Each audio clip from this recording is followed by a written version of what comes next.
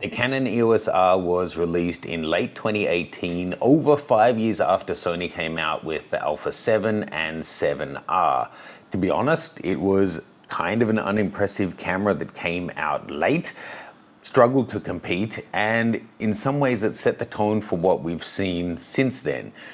Today, almost 6 years after that first full-frame camera hit the market, Canon have finally allowed third-party manufacturers to make autofocus lenses for the RF mount, but there's a massive catch. Let's unpack it. If you're new to the channel, folks, check out my website, mattgranger.com. You can sign up for a free copy of my guide to improving your portraiture. You can also check out my camera setup guides. I have them for Sony, Nikon, Fuji GFX, as well as Hasselblad. Full details are below.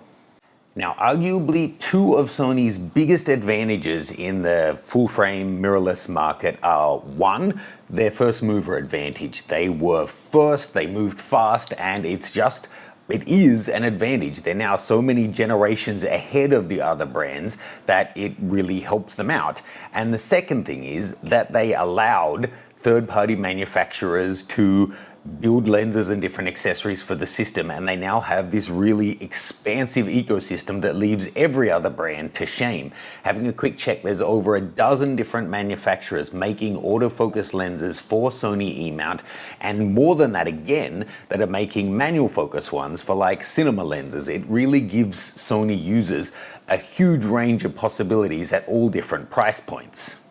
Now, Fuji have been pretty good with this kind of thing as well. Nikon is somewhere in the middle. They also were a bit slow to allow third-party lenses. And whilst there are now, I think, 8 different brands like Viltrox making lenses for Nikon Z mount, there's fewer, and Nikon kind of cherry picks which focal lengths they're going to allow. It's not ideal, but it's much better than the situation that Canon users are facing. Still, as of right now, there are no autofocus lenses from third-party manufacturers available for the RF mount. There are RF mount lenses by third-party manufacturers that are actually autofocus capable. We know that because the same lens autofocuses for Nikon Z and for Fuji and for Sony, but it's manual focus only for Canon. And the reason for that, don't be twisted about it, it's that Canon doesn't allow them to make it. Viltrox actually did make an autofocus lens for RF and promptly were sued and had to remove it from distribution.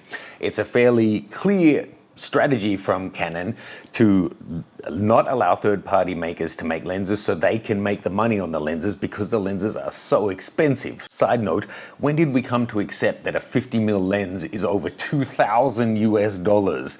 It's madness. Somehow we just accepted that when we moved into mirrorless. That's a Nikon, Canon, and Sony thing, but still, kind of crazy. So I'm sure it's working for them. I'm sure they are making money, but I really think it's a short-term strategy because having spoken to a lot of Canon users, that's their #1 complaint. And I personally know of dozens of people who are either considering leaving Canon or have left Canon because of the unavailability of third-party lenses. So it's big news that today Sigma have announced they are going to be releasing 6 autofocus lenses for Canon RF mount, 1 coming out in July, another 5 throughout the rest of the year, but they're all APS-C lenses. On one hand, I guess that's better than nothing, but on the other hand, what the hell, Canon? Of all the people I know who shoot Canon, I don't know personally anyone who's shooting only APS-C.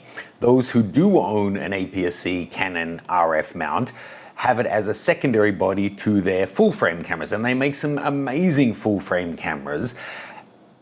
I really would have hoped that this would plug the flow of users planning to leave Canon, but I actually worry that it's going to accelerate it. Because we went from this situation of not knowing if Canon would ever or when they would allow third-party manufacturers to make autofocus lenses, and there was the hope that maybe around the corner it would be announced. Now we've been updated that for the rest of this year at least, we're going to see 6 and none of them are full frame. So the potential of there being any full frame autofocus lenses this year, that door seems to have been closed. So it's kind of more certainty to full frame users that were considering a switch that maybe it is the right time to do that.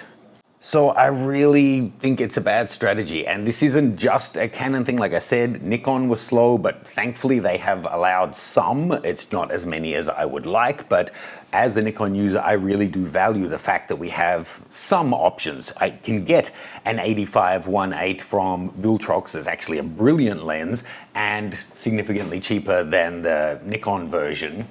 And they have APS-C and full frame options, and there's more on the way.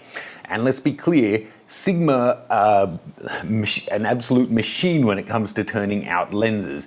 If they were given the green light, no doubt they could release a huge range of every different focal length that they have in Canon RF mount at short notice. No doubt the release schedule has been negotiated, the specific lenses they're allowed to make have been negotiated so that, again, they're not cannibalizing Canon's own sales.